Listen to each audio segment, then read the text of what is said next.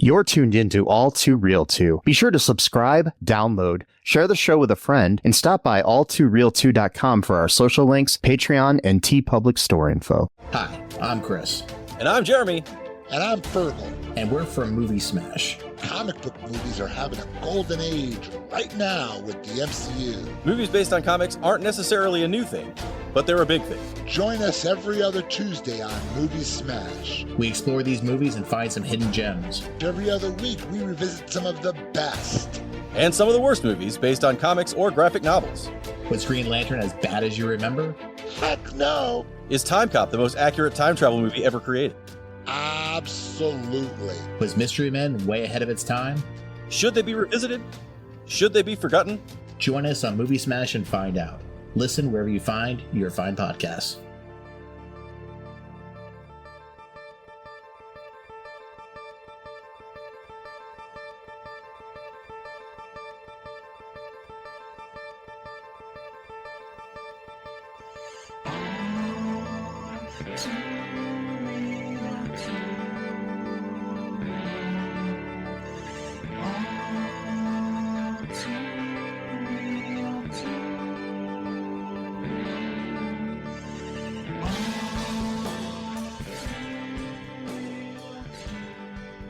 Okay, everybody, welcome to the latest episode of All2ReelToo. My name is Michael E. Cullen II, and with me, as always, is Sesame Frankie Mermaid Encarta. It's a good name. I like. You like it? I do like. Yes. Yes. You know why I'm called Frankie Mermaid? Because you're a big fan of The Little Mermaid and Frankie Muniz. That is true, but that's not the reason why. Okay. Those are bonus reasons. The actual reason is that I'm swimming in bitches. Oh yeah, that's right. That's a line from the movie, by the way, guys. Yes. I'm not saying misogynistic shit. That's part of the character named Frankie Mermaid. It's beautiful. It's like right up there with anything Shakespeare wrote. You know. Oh, it's like there's no comparison. Yeah. Eat your heart out, Shakespeare. You know. We got VelociPastor. Yes, and that brings us to what we're covering today, folks. Yeah, the VelociPastor. I mean, it's pretty straightforward. I've never seen a movie as straightforward as this, what it claims to be and what it actually is. Yeah. I don't think I've seen... I think a movie that came close was this movie. I forgot the name. I forgot what it was now. It had something to do with like ninja, not really ninjas. I don't know. It came out around like 2014. It was like some Netflix movie, I think. But like this is, I think the is the one. A movie that's intentionally bad. Yes, very much so. It doesn't even give you an inkling that it takes itself seriously. Yes, and it's really short too. It's only about like 74 minutes long, something like that. Yeah. So let's get to the nitty gritty about it really quick. Sure. So the movie came out in 2018.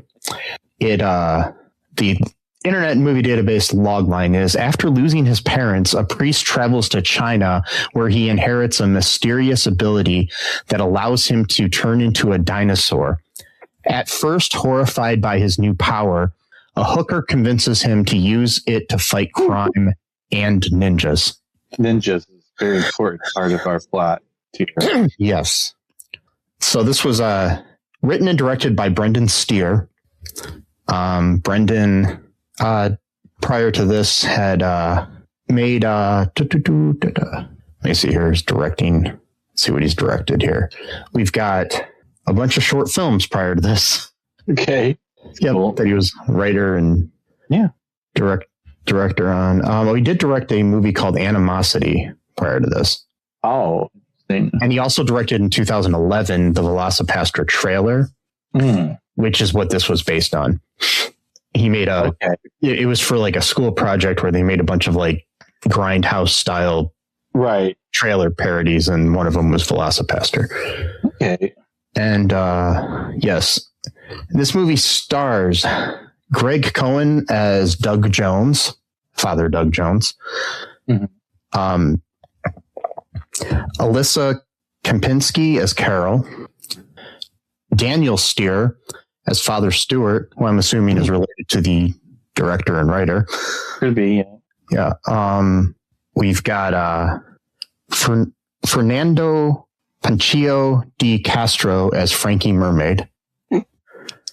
Claire Sue as a Chinese villager. We've got George Schwenzer as Doug's dad. Janice Young as Doug's mom. We got Aurelio Voltaire as Altair. Oh, okay. Yeah. Interesting. Yeah. Dave Sokol as War Buddy Ali. And there's others. There's others. Trying to I find like how his war buddy Ali. That's like literally his character. Yeah, what he calls himself. There's trying to figure out. Oh yeah, Jesse Curtis is Sam. I was trying to figure out who played him. Yeah. Yeah, that's the big reveal. It's so stupid. Yeah, this whole movie is so stupid. So your initial reactions to this movie? I don't really know what to make of it. Still, I don't know. Like I'd have to like wait a few days to actually probably marinate on it more. But like I don't know. It's just bizarre is what it is. It knows it's bizarre. It's not trying to be anything different. It's not. Yeah. It's not a sincerely made bad movie that just happens to be bad. It's trying to be bad, and in a lot of ways, it's really good. There's like just certain just certain parts that like are not really sarcastic, but just like meant to be ironic, but like in a really fun way. Because like at one point, our guy rips off someone's head. And there's a bunch of blood spurting out, and then all of a sudden there's like it does like a freeze frame, and then it has like some quote from Gandhi saying something about like we'll never have peace unless people stop shedding blood or something like that. It's like yeah. And they have like low budget everything, including like a mannequin's head for it's so stupid. And then they literally ran out of money. So they were going to have a car explosion when his parents died, but they just decided to not do it. And they just had a video effects tagline or something. They just had it on the screen. It just said VFX : car on fire. And you could hear the explosion going on, because that's what you do. Like before you have the effects in the scene, like when you're doing like a test screening of a movie, and everything's not complete, like before they final edit, like you'll actually have it where it'll say like VFX monster appears here or something. Okay. That because they're still working on the CGI or the miniature or whatever they need to do for the scene. That was kind of funny. They just went with it. It's just like the whole movie. He's like, hey, mom and dad, and all of a sudden he just hears an explosion sound. Yeah. He's like, no, and like the crying and like the laughter in this movie just goes on way too long than what it needs to go, which makes it super super awkward. And then go ahead. No, I'm just saying it's just like what it is. Yeah. It's just like funny. I like how everybody's wearing kind of 70s type clothing, but they don't like make anything look like it's the 70s per se. No, they don't. But then they also make a reference to Vietnam though too. Yeah. So it's like, so wait, what? Because like the character they had, I guess technically he could have been in Vietnam if he was like 14 and just snuck in the army and lied about his age to fight, maybe. But like no, and then there's a whole backstory about that. It's completely bizarre too. And but like I don't know, there's just like parts of it that are intentionally hilarious. Like when like they show like a flashback where he's talking with his parents and they're like in the car. To go to school, and he's like, "We'll just get out of the car. We'll drive around, and we'll pick you back up from preschool." So it's like it's not a phrase, preschool. You mean seminary? Do you mean like what? Like, yeah. It's like saying, "No, I went to doctor's school." Right. Like what? Yeah. And there's this whole thing too, is like, you're my only son, just becomes a whole funny thing later. And I don't know, it's just bizarre. I mean, I liked it. I'll probably have to watch it again, maybe a couple more times to I mean, really it's a fun, easy watch too, which is good. It is. It's not really anything. Only like a little over an hour. So yeah. And like just like the little things too, like where there's like the montage of music where it's like this like kind of happy punk rock music, and then like it shows him like doing like his priestly duties, and then there's like a cut to him like eating someone as a dinosaur. So, like, it's like what the hell is going on? Yeah, it is cool. Yeah. Anything that really stands out? Like, do you want to talk about the plot, or do you want to? Yeah, because the plot's pretty straightforward. I mean, we could talk about it. It's not super. Yeah. We talk about other stuff too, you know, like trivia and whatnot. Or I wish I could find let me see. I wonder if it's like on their website. I was trying to find the soundtrack to see who did the music, but it's not listed on IMDb. There's a lot of good music in this movie. Yeah. I wonder if that's where a lot of the budget went to. Because there's a lot of good like punk rock in here. Yeah. Doesn't look like they sell the soundtrack. That sucks. Yeah. I was just trying to find the music. Oh well. It's all right. So yeah, so what goes on in this movie? Oh, okay. So Doug, he opens up, he's doing like a sermon, and it's like just like a nice regular sermon, and then he goes out and sees his parents out there waiting for him. So I don't know if they were just gonna pick him up from sermon. I don't know exactly what. He's like, Mom and Dad, and then you just hear this explosion sound, and he just starts screaming. I found the soundtrack. Okay, that's cool. There's a playlist on Spotify. All right. There's 3 bands here. One of the bands is called Free Parking. One of them is called The Holy Mess, and the other one is called Math the Band. That's great, Math the Band. I think it's really funny. One of the songs, I saw this in the credits, and it's called Spencer Reed. Oh. Which is interesting because that's Matthew Gray Gubler's character from Criminal Minds, the TV show. Oh, okay. Spencer Reed. I'm just like, why would you name a song? I know, it's weird. Yeah.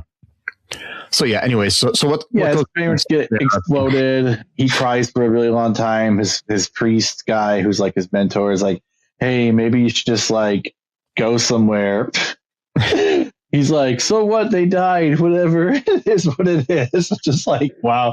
Go just travel. It'd be good for you. And he's like, go somewhere where you don't think God's going to follow you or something like some weird. Father Stewart's line was my favorite line in the movie. And it was like, so your parents died, Doug. It's what parents do. They die on you. But what's the other way around? Some kids die for, whatever. And then so it's like, but he's like, yeah, just go. So he's like, I don't go. So he goes to China.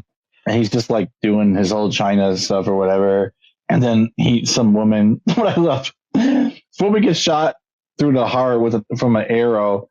And he follows her. He sees this arrow protruding through her chest. He goes, are you hurt? It's like, what are you talking about? Yes. She's got an arrow shot through her heart. Yeah, she's hurt. And like, which again, it's like an intentional thing. And so she gives him this like things like, don't, she's speaking like Mandarin or whatever, so he doesn't know what she's saying. And then she's like, get rid of it or whatever, because they'll come after you. So he thinks he's supposed to take it. And she calls him Dragon Warrior before she dies. So they're trying to shoot him with more arrows. He ends up cutting himself on some barbs or some pricks in a tree. And then the cut touches the thing that he had in his hand, that somehow that was able to transform him into this dinosaur character that he. It looked like a dinosaur tooth or something. Yeah, it was something like that. And so he wakes up, and he's in like his like parish, and his mentor's there, and he's like, oh, had another nightmare or whatever.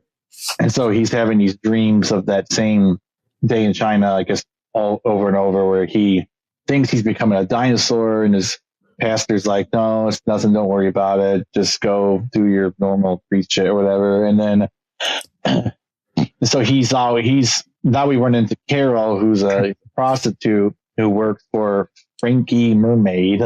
Swimming in bitches, Sorry, I'm not sure why I'm cutting out. He's like, go walk in the park, that's where the real money is, and you're my real money. And so she goes to the park at night alone, which is so scary. And of course, someone tries to rob her. And she's like, I don't have money.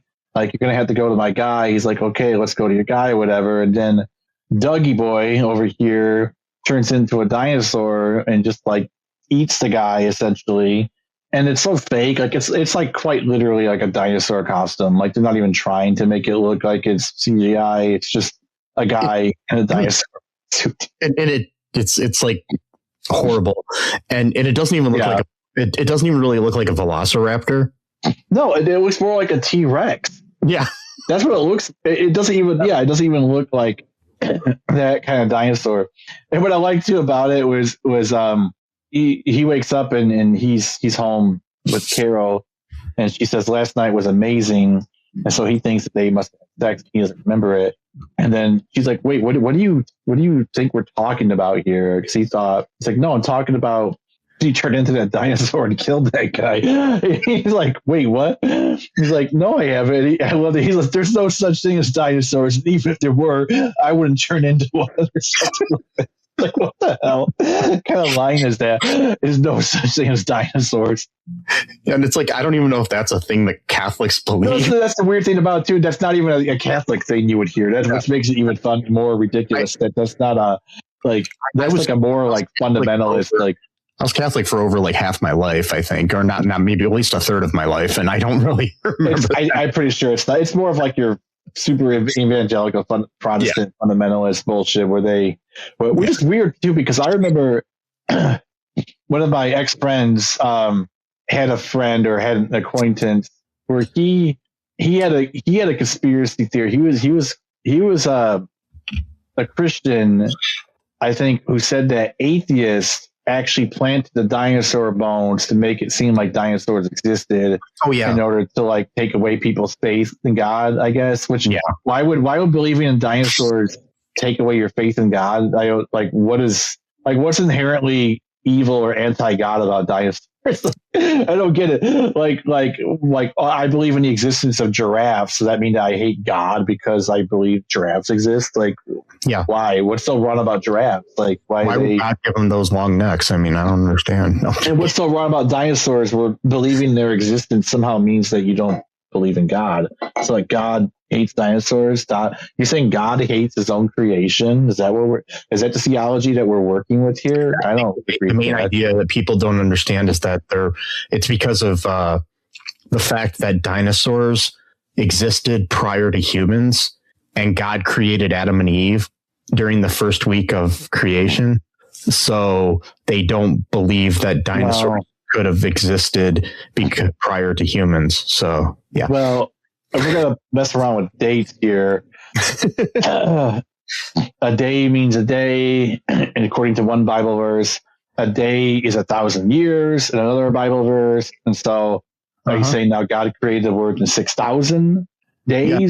6,000, the equivalent to 6,000 years, because if a day is 1,000 years, but even then, that's not. But like, I mean, if you want to be okay, if you want to go down this route, I don't think they want to, because they're going to get real fucking weird real fast. So, Adam and Eve have 2 sons. Yeah, and that's the first family. Yep. So how incest? That's what I'm saying. So. Is that really what you want to go with that route? And then they go, yeah, but Cain killed Abel, and then they had Seth, another male. Was he trans? Like what? I mean, like what? Like how is that going to work? The only way that they could possibly have had more kids is if Seth and. But that would just mean that Seth would have to do something to sister, or Adam would have to do something to daughter, God forbid. And then how else? But then so let's play. They all would have had to have sex with Eve. Oh, that's right. Yeah, exactly. Because that wouldn't, whatever. And then but okay, let's play this a little bit more because it's kind of fun. So Cain kills Abel. God's like, all right, I'm going to let you have like this dog. I think essentially walk like up the mark. I think the mark of Cain. And some commentaries with a dog that basically was there to like protect him from people who tried to attack him or whatever. Mm-hmm. And that was like the actual mark of Cain. It wasn't that he had like some thing on his mark on his head or whatever, like a crucible type thing. But then it says that he goes and finds a community and finds a wife. Well, wait a minute.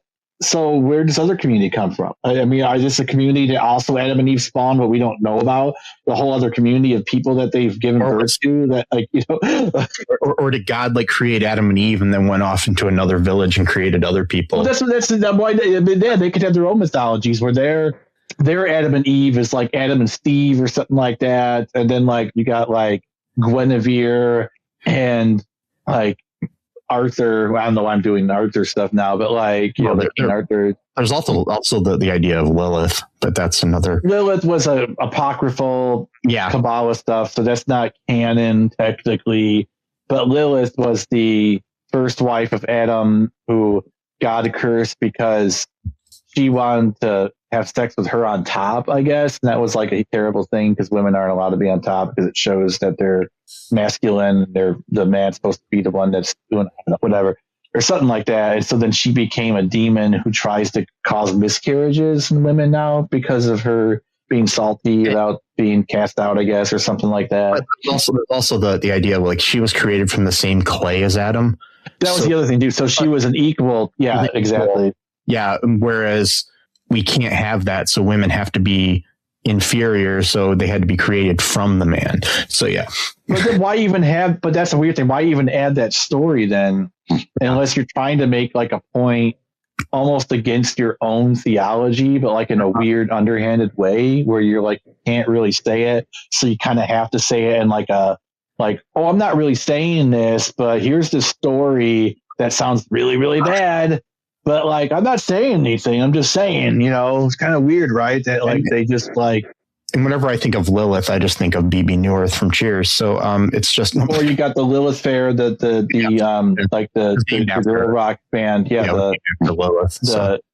And you got there is another apocryphal story that they did have a daughter at one point, but that's more of like a Gnostic belief, and she's kind of like almost like supposed to be kind of like almost like a prophet type of thing. So that's not the same. Adam's daughter. I don't know how we got into this, but but yeah. Anyway, she was supposed to have, which I think is interesting because the guy's a priest, so we're allowed to talk about theology. That's a lot. We're allowed. Speaking of dinosaurs. Speaking of hold on, one more point before I get on. Just like speaking of dinosaurs, but then the Bible also says that there used to be giants, like actual giants. Not human, and then the giants of men were the Nephilim, who were like human, almost like Zeus type of like mating with like the human women. The Nephilim were like a certain class of angels or some kind of divine beings that went down to earth. They mated with the human women, and then they gave birth to like people who basically became like the super successful kings and rulers. And so it's kind of almost like a David Icke reptilian thing a little bit. Like it's almost like his thing's like just a retelling of that. It's like they're the insiders who rule everything, bro, because they got this special DNA. It's just Bible literally just says it. But anyways, what I thought was interesting in the Quran, it layers one verse, it flat out just blames Adam like for the whole eating the fruit thing, just flat out. Like Eve's not even mentioned in that verse at all. It's just flat out Adam. And then another time where it's mentioned as both of them did it. So Adam 2, Eve 1 in the Quran, right? So that's interesting. So Adam's blamed twice, Eve's blamed once. But Islam's the most evil anti-woman religion in the world, apparently. Anyway, but the Nephilim are like they are called they are the children of the sons of God. I thought God only had one son. No, it's okay. So I get it now. And they're the daughters of man. So like they're part God, part man. Yeah, it's like a Hercules type situation. Yeah. Mm-hmm. I could get into this all day because I really love religion theology, even though I kind of very complicated relationship with it. But me too.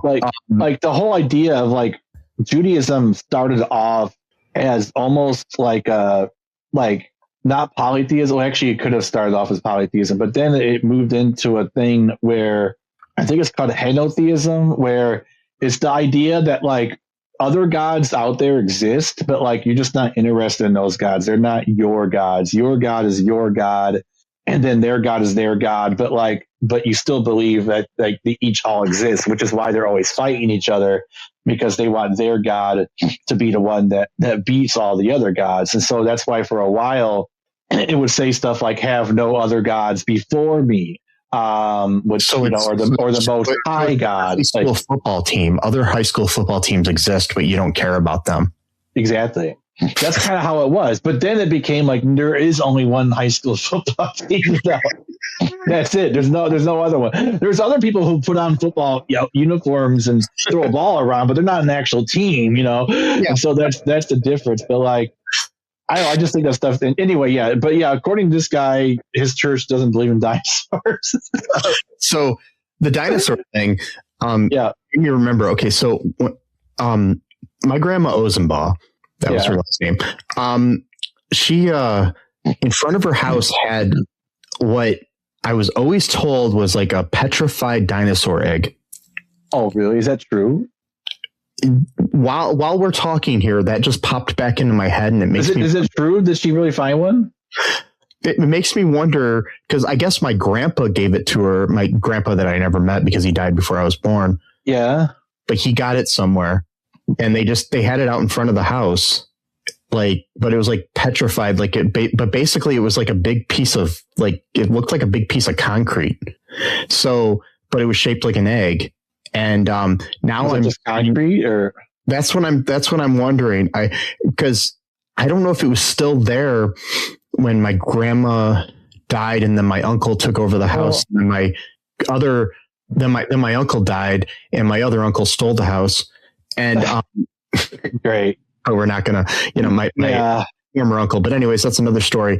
But but now I'm just like really curious what happened to that egg, and I'm also really curious. I'm gonna have to talk to my mother, because I'm just like wondering if that was just something they told me as a kid, and I believed it until now. It could have been, or it also could have been real. I mean, one of my friends, found a dinosaur bone in his backyard when he was a kid. Mm-hmm. And so it happens. Plus, I think scientists did discover like a dinosaur fetus that was in an amber or whatever. So like it could happen, but I'm pretty sure you'd be able to tell though. But this it was like a big egg. It was like kind of an egg shaped, and had it looked like it looked exactly like a dinosaur egg, but it was like maybe it was. Actually, let me type this up. Let me look at this. My thing is I'm just wondering if that was actually worth money. But you won't sell it, because then the government would take it, and then I have no claim to it, even though I probably have more claim than the people that actually have it now. But anyways, that's wow. This is Google. I do petrified dinosaur eggs exist, but then one of the search suggestions is, can fossilized dinosaur eggs hatch? Come on, people, really? I mean, I guess there's no such thing as a stupid question, but there's kind of. Oh no, it says no. That's AI overview, so you can't trust that. Yes, petrified or fossilized dinosaurs' eggs absolutely exist over millions of years. Organic. I'm not going to trust that. This AI overview. I'm going to look at I'm going to look at American Museum of Natural History. I don't know. The thing it looks kind of is very different. Do laying big eggs? Do discovery? No, not what I'm. Yeah, I don't know. Well, I'll look. I'm going to talk to my mom about this. Wait, no, I found some from People magazine. 72 million-year-old dinosaur eggs the size of small melons. Sounds kind of like the found an extraordinary discovery. Huh. It looks kind of like concrete that's been stepped over a little bit. Yeah. Interesting. It makes me wonder. It makes me wonder, too. I'm going to send you the screenshot and the link. Mm-hmm. Yep. I'm pretty sure. So they may have actually had... I mean, your whole family history is weird shit. Your great-grandfather was the mayor of Toledo at one point or some shit. And that was literally moved his house to a different side of the street or something like that. Or they moved to a different part of town. That's right. A different part of town. They just moved the house. Yeah. That's kind of similar, but this one was more smooth. It wasn't like, yeah. So it wasn't like, okay. Yeah. So yeah, anyways, this is an interesting little side quest. Yeah. But yeah, it just makes me wonder, and I'll talk to my mother about that and get back to people on a future episode. Mm-hmm. Maybe in an episode where we, maybe we'll do another dinosaur episode. Ooh, like the TV show Dinosaurs, maybe, or like or something. I don't know. Yeah, I'll find something eventually that will do different dinosaur movie. But yeah, I think I have one in mind. But I think I know. I think I know what you. I think I know what you got mind. Yeah. We'll talk after. Anyway, so what else goes on here that we got basically, he thinks he had sex with the prostitute. He didn't. So Carol, because he was naked, so he thought, it's one thing I found interesting. So I watched the new Masters of the Universe movie. Oh yeah, isn't it good? Yeah, it was pretty good. And I do find one thing, I'm not spoiling anything by saying this, but after he changes into He-Man, Adam's like, he's like, so what happened to my clothes? Because he changed from his clothes he was wearing into the He-Man outfit. And he's like, do they disappear? Like, what happened? He's just like, not sure. So that was kind of funny. But yeah. Because I often wonder about that. Like, at least they kind of, but in this, it basically his clothes disappear. I mean, he just, he becomes a VelociPastor. So odd. Does he eat his own clothes? Is that what happens? Or like, does he? Or do they just rip? I mean, it could be like a Hulk situation where they rip and, Oh, true. Yeah. And so they start becoming friends. She convinces him, like, oh, you got this incredible gift. You could like kill really bad people. So it's fine, actually. Yeah. He's like, no. And he's like, okay, sure. Because lo and behold, Frankie Mermaid comes in to do a confession. And look who's doing the confession for Frankie Mermaid. None other than Doug. And the thing I'm trying to figure out is, why did Frankie Mermaid go because he's a Catholic.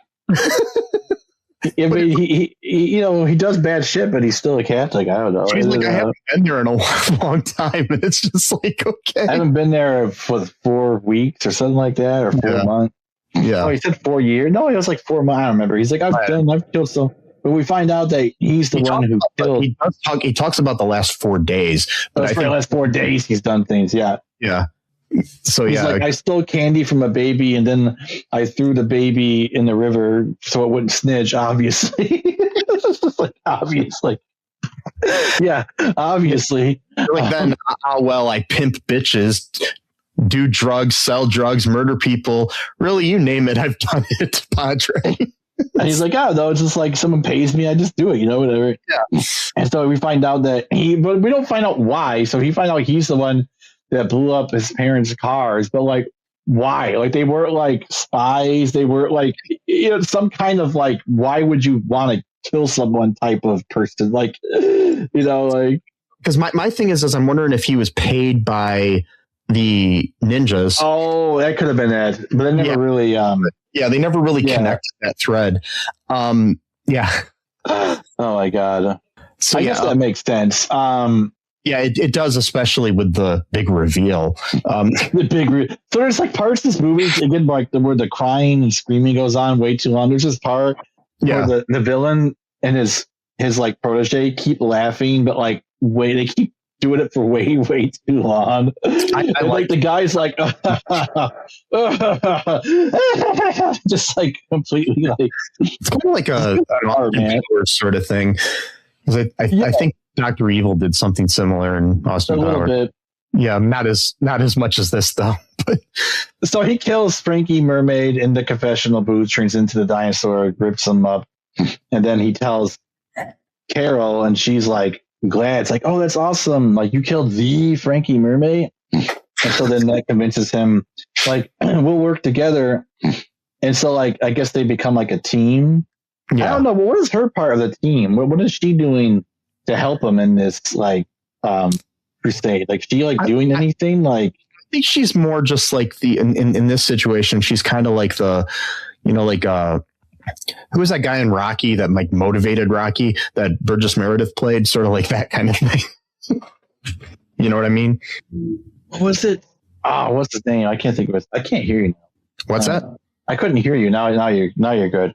Yeah, I forgot his name. She was like, I guess, like emotional support. I was wondering if she was like luring, people like pretending to be a prostitute, like luring clients, like the really bad ones at least, because like they were only going after like I think like the really horrible ones, kind of like Boondock Saints, but like they would only go after like really like this like the super evil people like at the top type of thing, but a much more funny version. I'm sorry. I don't like that movie that much, Boondock. That's an unpopular opinion, I guess. I don't really think it's like this.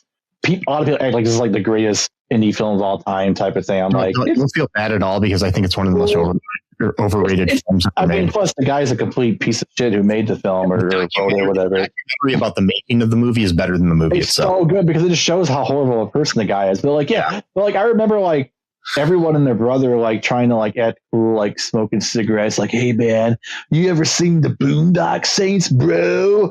And it's like your mind's gonna be blown, bro ham. And then you watch it, it's like, oh, it's a bunch of cussing and shooting. Super creative and unique. I've never seen that before in a movie. I'm gonna upset more people too. It's like the way I felt about Napoleon Dynamite. But anyways, we're everybody talked it up like, oh, this is like the best film comedy in a long time. And I'm like, yeah, it was okay. I couldn't hear you for like 10 seconds. Talking about comedy for the best comedy of all time. That's the way I felt about Napoleon Dynamite. Oh God. I mean, I'd watch it and stuff, but like, I did not think it was like hilarious. Like, I mean, like it was like funny for like a chuckle, but like, like people bawling or like it was like there's really nothing going on in this movie. Like it's okay. I did used to watch it, but it was mainly I would only watch it for like the first half of the movie, and then I would just get bored. Like I never really got past the second. I would usually just watch the first half, and then I would kind of quit watching it because I thought most of the. I mean, like there's some good lines in there here and there, but like the whole thing with like him eating steak all the time, that was kind of funny. I thought. Considering the guy's a vegetarian or vegan who's playing Uncle Rico and they're making him eat steak constantly, which I thought that was kind of like interesting. And so he's like having to like do spit takes, constantly spitting out the nasty ass steak that he's making him eat. And then, and like things like that, like the whole like back in '82, I would have gone pro, that kind of thing. Like I actually wrote in one of my papers for college, I made up my own term called Uncle Rico syndrome. Talk about like that kind of attitude or whatever. Yeah. And then I wrote also known as Uncle Rico's quandary. And my professor like, I don't know what that means. And I told him what it meant. I think I just made it up, but it's from a movie. And he's like, okay, I'll accept it, but don't just like write like things that no one's heard of before. Like what class was this in? I think it was oh man, it was such a long time. Could have been like not an anthropology. Well, it could have been. I don't know why it would have made sense in anthropology, but he's the only professor I would know who would. Was it like psychology or anything? It could have been like the only professor I would know who would accept that was my anthropology professor. But I don't know in what context that could have made sense. But I'm pretty sure it had to have been him. Maybe he taught some other class as well.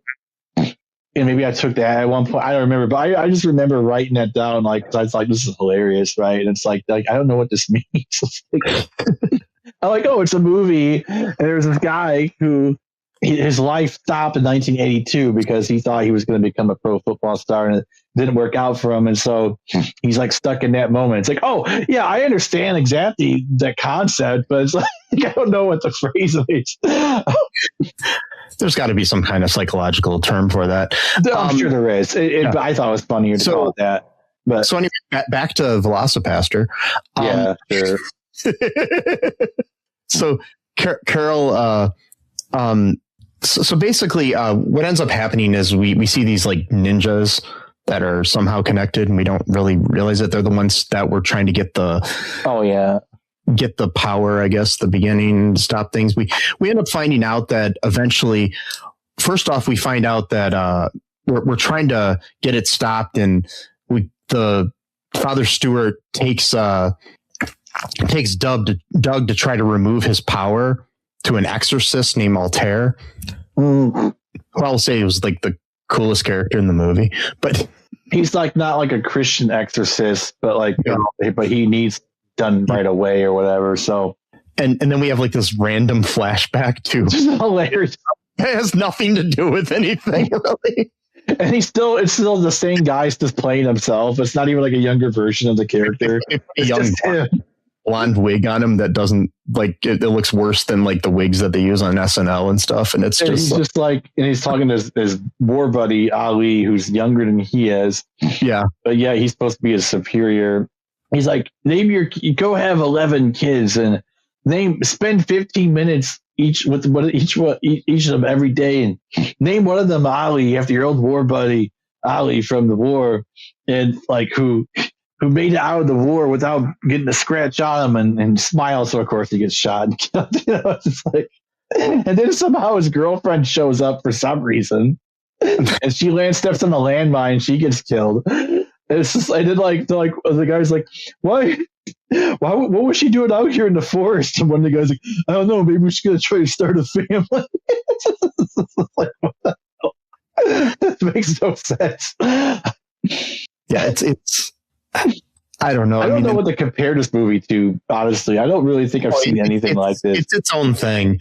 Yeah. It's its own thing. It is its own thing. Yeah. It's the David Pumpkins of yes. That's what I was thinking too.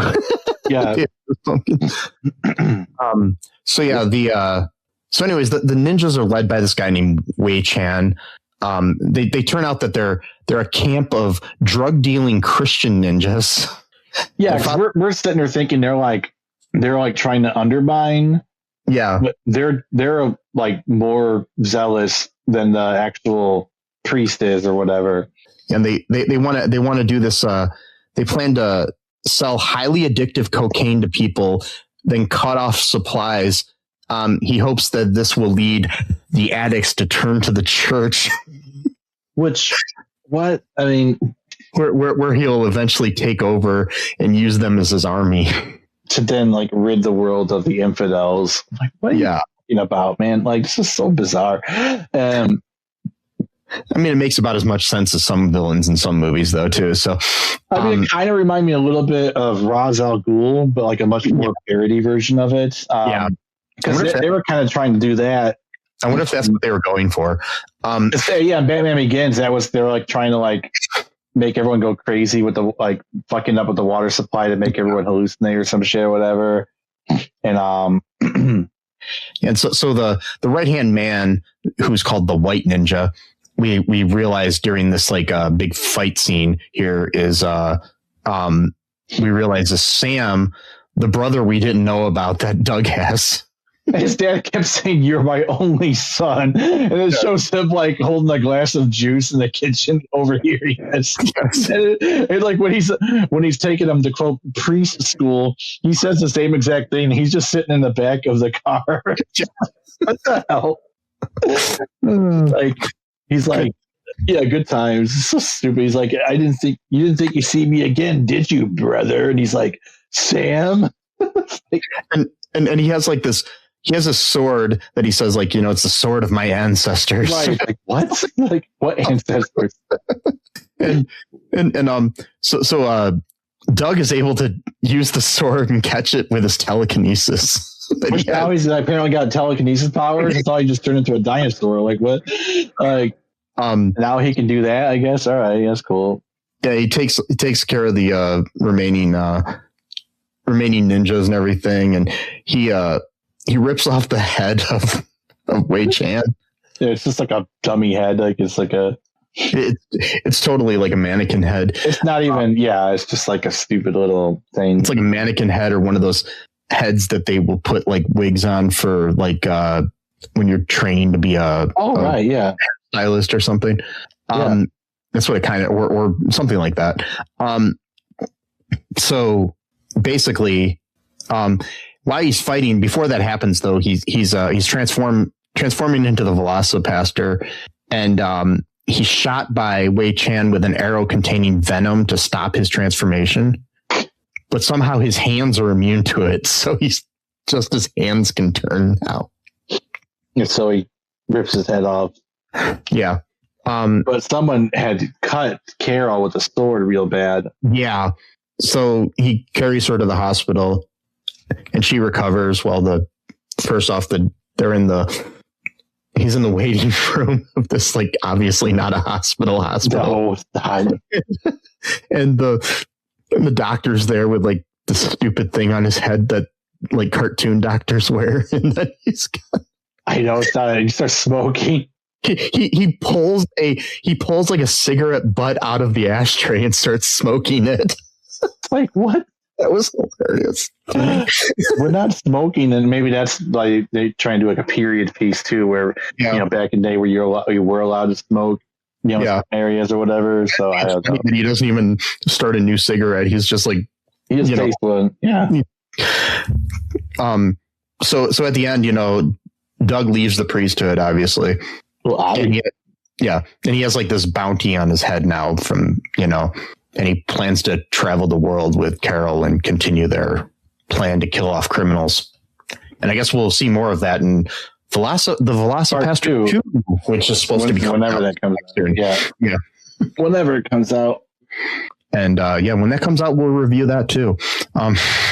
Yeah, no, definitely. Honestly, I think this movie's still better than what the new Harry Potter TV show is going to turn out to be. So, yeah, I would actually watch this over that anytime, because I know it's just random, but I watched another video about it, how the girl who played Ginny Weasley is already quitting the show. So they filmed the season, but she's gone. So it's like, she probably knows, like, this is not a good career starter. Like, I don't know for sure, but this movie probably has fewer transphobic people involved. So I would assume so, but I just think it's funny that, like, it's like instead, like, her and her parents have made the decision or whatever. It's like, they probably like, I don't think this is the way to go. Like, this is like, you don't want to start your career with this kind of political, like, firestorm being attached to it. And the other thing I don't get to is, like, this is probably going to take around 10 years to finally, which I personally don't think it's going to do every 7 books. I think it's going to do one. They might get away with Chamber of Secrets. If they're really lucky, maybe Prisoner of Azkaban. I don't think they're going to be doing Goblet of Fire, Order of the Phoenix, Half-Blood Prince, Deathly. We'll see. But what I'm saying is they got John Lithgow playing Dumbledore. He's like 79 years old, and it's going to be a 10-year thing. I mean, it's possible, but they might have to recast Dumbledore again. But that's the thing, because they had not George Harris. Why did I say George Harris? What was his name? The first Dumbledore. What was his name? Richard Harris. Sorry, Richard, not George. Richard Harris played him for the first 2 movies. Then you had the other Michael Gambon. Totally different style of acting. Yeah. And you can totally tell with those 2 movies, Richard Harris has this much more whimsical, Richard Harris was more book accurate Dumbledore than the other. Yeah, the movies got darker though too, so it kind of made sense with Michael Gambon's performance. They did, but even in the books though, Dumbledore still, for the most part, maintains that kind of, I mean, once we get into Order of Phoenix, things do get way more serious. Yes, I'm just saying the way the movies were made, it fit better. Yeah, but anyway, this movie's better than those shows are going to do. So, back to that. Here's a little bit of a trivia here. According to the DVD commentary, the writer-director, the VelociPastor costume used had been in his basement for years. It had been made for a high school play, but the school's principal refused to let it be used because he believed it made the play too violent. Oh my God. Really? Okay. It's super violent. It's like a... Yeah. Where is that at? Why am I not finding this? Like there was like a trivia here that it's like disappeared now. They deleted the website. It's gone. Yeah, no. It's gone. I can't do anything. Anyways, from what I remember of what this said is that it his autocorrect, he was trying to type in Velociraptor in his autocorrect, and it kept autocorrecting to VelociPastor as 2 words. Yes, so he decided that he needed a movie. That's hilarious. Yeah. So police showed up to find out what was happening the day the movie's climactic fight was filmed. Okay. So the scene was being shot in a relatively remote area of a park. People passing by could still see the actors and the set. Someone called the police to report that, quote, ninjas and someone in a short, fat dinosaur costume were running around in the park. Wow. Yeah. There's a scene early where Frankie Mermaid is like screaming profanity at people on the street. While this was happening, he was unaware that several of the passersby were school students who had just gotten out of class. So he's like yelling. They didn't really have a whole lot of permits for this movie. It seems like. Because at one point when he's talking to Carol, he's like, "You're working the park tonight because that's where the real money's at. You're where the real money's at." And then he yells, he goes, "Cherry, if you had dicks in your mouth the way you eat sandwiches, I'd be a fucking millionaire by now," or some shit. I'm like, "Oh, is that what he was saying?" And like some children walking by. That's terrible. Yeah. Oh God, that's not good. What else was there? There was something. This is one that's a trivia that I don't believe. Sure. What is it? It says the film was shot on 16 millimeter film. This does not look like 16 millimeter. It looks like digital. I wonder if that's, would that have anything to do with how this is a weird question, but now that you brought it up. So I had trouble watching this movie because it was super, super choppy. And so I had to put it down to like the lowest thing, like 4 gigabytes per, like everything else I watched. Like I loaded up like a really long movie that was like very professional made. I watched a pretty good copy of it that had no issue, but it just doesn't look like, and every clips I've seen about it too, it doesn't look like 16 millimeter film. It does not look like it was shot on film. It looks like it was shot on digital. So I think that they're lying. They might be lying. Yeah. I mean, can you really trust them? I mean, this is a movie called VelociPastor. Yeah. And he looks more like a T-Rex than he does a Velociraptor. So right there. Yeah. That's the ultimate deception. So I do believe this, however. It said that the movie was shot for a cost between $35,000 and $45,000. Oh, definitely. Yeah. I would have thought even lesser, but okay. Me too, because it doesn't look like the budget was much bigger than the budgets I had for the 2 feature films I made, which were actually, those were both intended to be bad movies on purpose too. So, yeah, but that's what I'm saying. Maybe all the money went to the music for the soundtrack, because they got some really good music here. Yeah. So who knows? Anyways, anything else to say about this before we wrap up? Yeah, just one more thing. Okay. Don't go chasing dinosaurs. I don't know. You stick to the rivers and the lakes that you're used to. Dude, Jason. I'm not even playing the right chords in my. Yeah. Don't go chasing dinosaurs. Don't do it. Yes, don't do it. I wish I could sing. I can play. I can write. I can compose. The only thing I can't do is fucking sing. Oh well, that's fine. You have a better voice than you think you do. I think it's because I don't know what notes to sing. Yeah. When I'm making something up, I think it's what it is. Maybe take some singing lessons or find a. I could. I mean, maybe class online or something. Yeah. If you want to help that out, and maybe help pay for some singing lessons for Sesame, you can go to all2reeltoo.com and check out the link to our Patreon and help support the show. You can become a free member of our Patreon. Ooh. We only have 1 or 2 free members, and one of them is me. Nice. So, yes, at the moment as we record. So hopefully more people join. Yep. They make it kind of hard to join free, though. So if you have any issues with that, message me at mike@cullenpark.com and I'll send you. It is kind of weird. It is weird. I joined some once too. And I was like, what is going on here? Yeah, I'm in talks with Patreon to try to make it easier to join, but they're being, corporate weird. Yeah. But anyways, so no offense to Patreon. I love Patreon. Oh, absolutely. Also, you can check out our TeePublic there and you can buy some merch and that'll help us out. Absolutely. If you want to, that's the other thing too. On our Patreon, we have different tiers. We have a new one that I added where you can be a sponsor of our show. Nice. Yeah. Basically for so our memberships that we have right now. Oh, we do have it right now on well, that just says my membership. Okay. So the memberships that we have for $1 a month, you can become an All2 family member.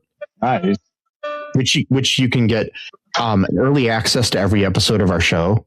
Uh-huh. Thanked by one of us in a future episode. Okay. You can also for $10 a month, you can pick a podcast episode topic. So you can help us, do up an episode, Yeah. For $25 a month, you can become a sponsor. So we will, do a personalized ad read on an episode each month, promoting your business, maybe every episode, depending on how we negotiate things. But yeah, you can get your name, business, podcast, your channel, whatever your project, whatever you want to talk about, within reason. Well, yeah. Like if you're, if you're a member of the KKK and you want us to sponsor, no, sorry. Yeah. Can't do that. For $30 a month, you can become a producer, a podcast producer. Oh. You can produce with Cullen Park a series of 3 episodes on a special topic of your choice. And the last one is you can become a movie star. Ooh. For $150 a month. You can have a featured role in an upcoming film. You must provide your own transportation to set, and you will also get all the above tiers and perks. Anyway, okay. So just, go check that out. That's patreon.com/all2reeltoo. Yes. And, another way you can help us out is just, share the show with a friend. Yep. Share it on social media, like our show, subscribe, all that good stuff. Also, some good things you can do is, just be different, be yourself. Mm-hmm. Like I always say.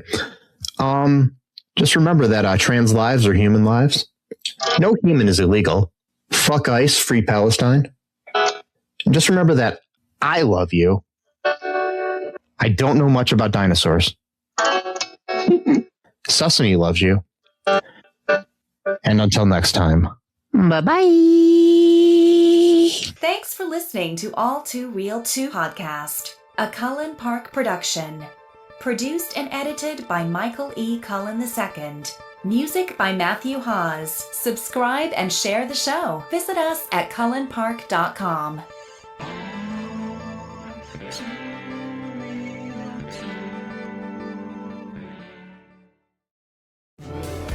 At ZocDoc, we know being a healthy adult is like living in a video game.